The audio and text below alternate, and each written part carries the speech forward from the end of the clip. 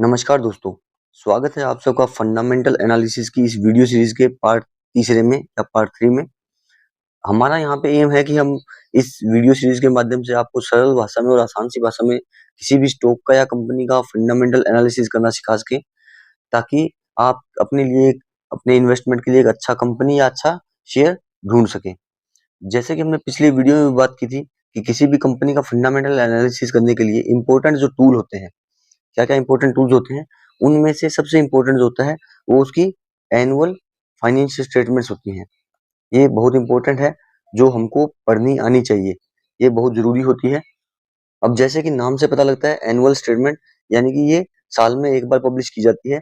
और ये जो कंपनी पब्लिश करती है वो किसके लिए पब्लिश करती है? ये अपने ऑलरेडी जो उसके कंपनी के इन्वेस्टर्स हैं, उनके लिए पब्लिश करती है।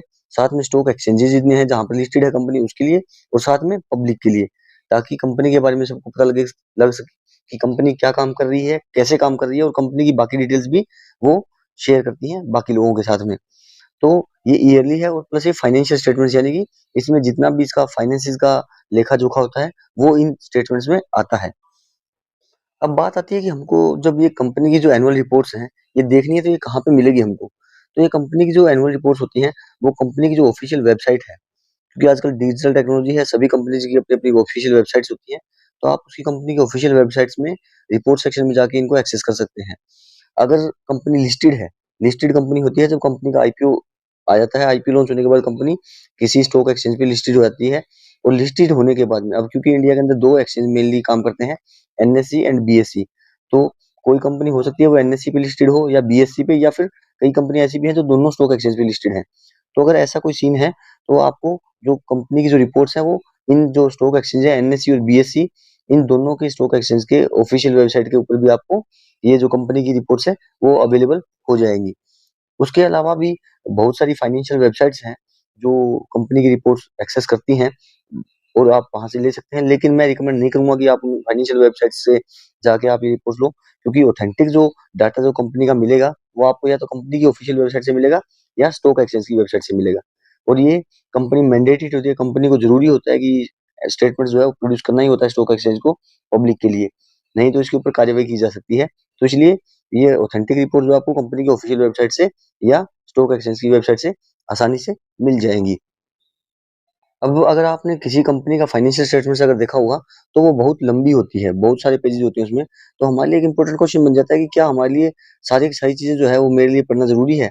मतलब फाइनेंशियल स्टेटमेंट्स जो होती है कंपनी की, उसमें बहुत सारे पेज होते हैं, तो क्या सारे पेज पढ़ना हमारे लिए ज़रूरी है? तो इस पर अगर हम बात करें कि क्या-क्या चीज़ हमारे लिए इम्पोर्टेंट है, जो हमें उस फाइनेंशियल स्टेटमेंट से में समझना है और पढ़ना है, ताकि हमें कंपनी के बारे में जो चीज़ हमें चाहिए वो मिल सके। तो आप कंपनी की ऑफिशियल वेबसाइट से या कहीं से भी कंपनी की जो एनुअल स्टेटमेंट्स हैं, वो डाउनलोड कर लें, उसको पढ़ने की कोशिश करें। तो अगर हम देखते हैं अलग-अलग कंपनीज़ के बारे में हम बात करें, तो अलग-अलग कंपनीज़ के जो फाइनेंशियल स्टेटमेंट्स होते हैं, वो अलग-अलग होते हैं। यानी कि हो सकता है किसी कंपनी का जो स्टेटमेंट है, वो बहुत छोटे होगा, किसी कंपनी का बहुत बड़ा होगा। लेकिन जो मेन-मेन जो चीज़ जो वो बताना चाहती है कंपनी पब्लिक को या अपने इन्वेस्टर्स को, वो लगभग मोटी-मोटी सेम ही रहती है। तो हम उनके बारे में बात करेंगे। बाकी डिटेल में हम किसी कंपनी का बैलेंस शीट या एनुअल स्टेटमेंट्स का एग्जांपल लेके आगे आने वाले वीडियोज़ में भी डिस्कस करेंगे। लेकिन अभी हम मोटा-मोटा डिस्कस करेंगे कि मेनली क्या होता है इनमें, ताकि आपको आसानी से समझ आ सके। ताकि आपके दिमाग में जो एक फ़ोबिया टाइप बन जाता है कि कंपनी का जो कैसे पढ़ना होता है कंपनी के स्टेटमेंट्स को, वो निकल सके। तो अगर हम स्टेटमेंट्स की अगर हम बात करें, एनुअल स्टेटमेंट्स होती है, फाइनेंशियल स्टेटमेंट्स जिसको बोलते हैं, तो उसमें जो सबसे पहला जो कॉलम अगर आप देखोगे, तो वो उसके वित्तीय आंकड़े होते हैं। वित्तीय आंकड़े यानी कि फाइनेंशियल जो स्टेटमेंट्स हैं, उसमें फाइनेंशियल फैक्ट्स कितने हैं या फाइनेंशियल जो स्टैटिस्टिक्स है, उसको कंपनी ने प्रेज़ेंट किया होता है अपने इन्वेस्टर्स के लिए। यानी कि कंपनी फाइनेंशियली कैसा काम कर रही है, या उसका कितना प्रॉफिट एंड लॉस हो रहा है, ये सब चीज़ें इस एनुअल रिपोर्ट्स में शामिल होती हैं। ये आपको बहुत बारीकी से पढ़नी होती है, बारीकी से समझने की ज़रूरत है, क्योंकि हमें अल्टीमेटली इन्वेस्टमेंट करना है, और अगर हम उसमें इन्वेस्टमेंट करें तो हमको रिटर्न पाने के लिए हम इन्वेस्टमेंट कर रहे हैं। तो अगर कंपनी फाइनेंशियली अच्छा काम नहीं कर रही है या प्रॉफिट नहीं कमा के दे रही है, तो उसमें ऐसा इन्वेस्टमेंट करने का कोई फ़ायदा नहीं है, क्योंकि वो हमें भी रिटर्न कमा के नहीं देगी। तो इसलिए हमें कंपनी के जो फाइनेंशियल्स हैं, उनको अच्छे से पढ़ना आना चाहिए, और वही हमारी इस वीडियो सीरीज़ का मकसद है कि आप अच्छे से समझ पाओ। तो कंपनी की जो स्टेटमेंट होती है उसमें सबसे पहला होता है फाइनेंशियल फैक्ट्स, यानी वो कंपनी प्रेज़ेंट करती है कि हम कैसा काम कर रही हैं, या कितना हमारे पास पैसा है, या जो भी पैसे से रिलेटेड जो चीज़ें हैं, वो इसमें दिखाई जाती हैं। सेकंड, उसके बाद कंपनी का जो चेयरमैन का संदेश बोल सकते हैं या मैसेज बोल सकते हैं, ये कंपनी का जो चेयरमैन होगा या सीईओ जो होगा उसका मैसेज होता है पब्लिक के लिए या इन्वेस्टर्स के लिए। तो ये पढ़ना भी बहुत इंपॉर्टेंट है आपको। क्यों? क्योंकि अगर आप एज इन्वेस्टर पढ़ते हो तो आपको ये पता होना चाहिए कि जो कंपनी का जो टॉप मोस्ट पर्सन है, जो चेयरमैन है कंपनी का, वो अपनी कंपनी या अपने बिजनेस के बारे में क्या सोच रहा है। अगर उसकी सोच आपको पता लग जाती है और उसकी जो इंडस्ट्री के बारे में उसको आइडिया लग जाता है वो क्या बोलना चाहता है, तो आप समझ सकते हैं कि आप एक परसेप्शन बना सकते हैं कि उसको कंपनी आगे आने वाले टाइम में कैसा ग्रोथ करेगी या क्या उसका प्रोस्पेक्टस रहने वाला है या फ्यूचर रहने वाला है।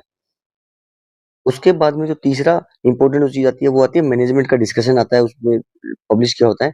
ये भी एक इंपॉर्टेंट चीज है जो हमें समझनी चाहिए।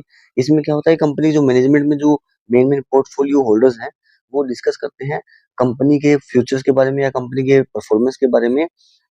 उसको कंपेयर करते हैं करंट जो इकोनॉमिक जो कंडीशन चल रही है आसपास में उस कंपनी के, या उस कंपनी की जो हिस्टोरिकल या इंडस्ट्रियल जो डेवलपमेंट हो रही है उसके अराउंड जो चल रही है उसको, करंट जो इकोनॉमिक कंडीशन है गवर्नमेंट की या देश की, या फिर कुछ कंपनियां ऐसी भी होती हैं जो सिर्फ एक इंडिया में ही ऑपरेट नहीं करती हैं, वो फॉरेन में भी ऑपरेट करती हैं।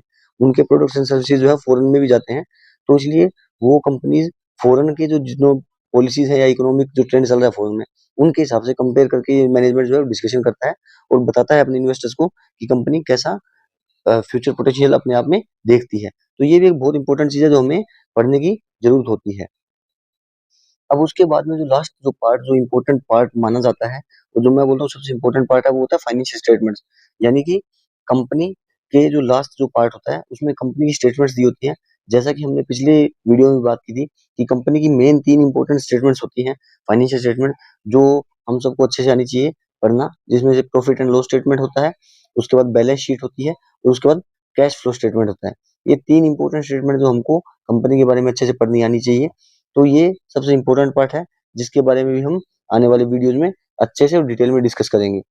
और यही जो तीनों स्टेटमेंट्स हैं मेन, जो कंपनी के ओवरऑल जो कंडीशन अभी चल रही है वो दिखाती है कंपनी कैसा परफॉर्म कर रही है, जिससे आप अंदाजा लगा सकते हैं कि आने वाले टाइम में या फ्यूचर में कंपनी कैसे काम करेगी।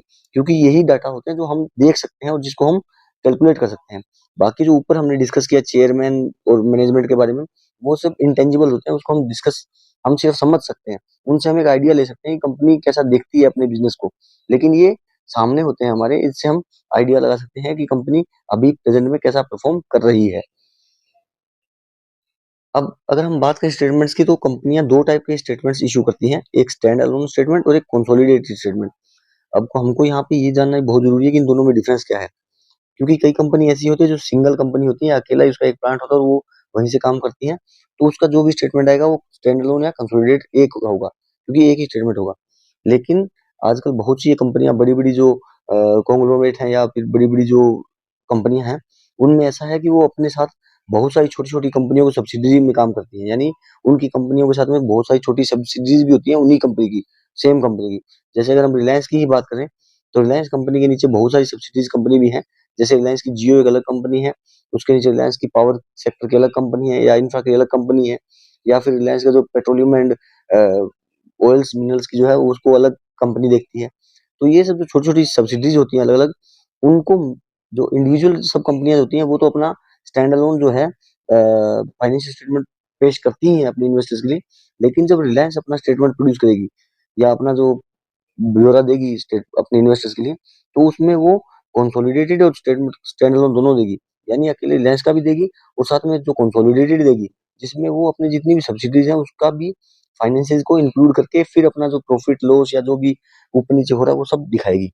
तो एज ए इन्वेस्टर हमको स्टैंड अलोन पे ज्यादा फोकस नहीं करना चाहिए, हमें हमेशा कंसोलिडेटेड स्टेटमेंट पे ही ध्यान देना चाहिए जब भी आप फंडामेंटल एनालिसिस करते हैं या स्टॉक को अपने लिए चुनने की कोशिश करते हैं। तो हमेशा कोशिश करें कि जो कंपनी का कंसोलिडेटेड स्टेटमेंट है उसी के ऊपर ध्यान दें, ना कि स्टैंड अलोन स्टेटमेंट पे। तो उम्मीद है कि आपको इस छोटे से वीडियो से समझ आया होगा कि कंपनी की जो फाइनेंशियल स्टेटमेंट्स हैं उसमें हमको क्या क्या चीजें पढ़नी है। यानी हमको सारी चीजें पढ़ने की जरूरत नहीं है, और जो चीजें हम पढ़ेंगे जो इंपॉर्टेंट चीजें हैं उनमें हमको क्या क्या चीजें देखनी है और हमें उससे क्या पता लगेगा, ताकि हम अपने लिए अच्छा इन्वेस्टमेंट चूज कर सकें, अच्छा कंपनी चूज कर सकें। अब आने वाले वीडियो सीरीज के अगले लेक्चर्स में हम बारीकी से सभी स्टेटमेंट्स के बारे में बात करेंगे। यानी कि balance sheet, profit and loss statement, या फिर अलग अलग जो फाइनेंशियल रेशियोज होती हैं उन रेशियोज के बारे में हम डिटेल में बात करेंगे और समझने की कोशिश करेंगे कि वो कैसे हमें कंपनी के बारे में बताती है कि कंपनी क्या कर रही है और कैसे कर रही है और वो हमारे लिए सही है या नहीं है। तो आपको ये सब आसान भाषा में समझाने का हमारा एम रहेगा, इसलिए हमारे चैनल के साथ जुड़े रहिए और मिलते हैं अगले इस फंडामेंटल एनालिसिस वीडियो सीरीज के अगले पार्ट में।